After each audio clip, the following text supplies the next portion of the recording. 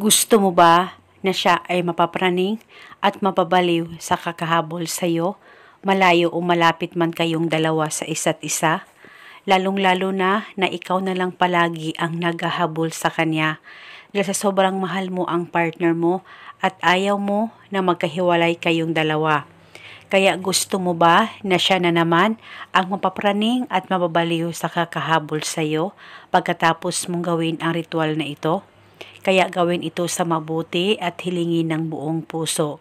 At isa itong gabay para makatulong at mas lalong mapatibay ang relasyon ninyong dalawa ng partner mo.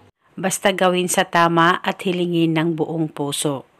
Ang gagawin mo lamang ay kumuha ka ng papel at isulat sa papel ang kanyang tunay na pangalan at apelido ng 3 beses.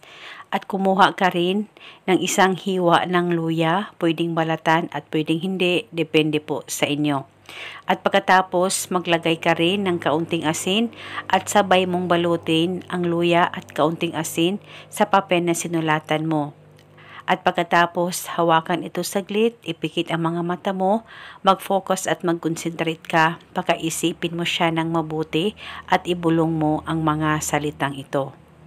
Pangalan at apelido, sa kapangyarihan nitong ritual, ikaw ay mapapraning at mababaliw sa kakahabol sa akin. Ibulong mo lamang ito ng 3 beses. At pagkatapos, pwede mong ilagay itong ritual sa plastic o ziploc kung meron ka, at saka itago o pwede ito dalhin kahit saan ka man magpunta. Dalhin o itago ito hanggang kailan mo gusto. At paniguradong siya ay mababaliw sa kakahabol sa iyo kahit gaano pa kayo kalayo sa isa't isa.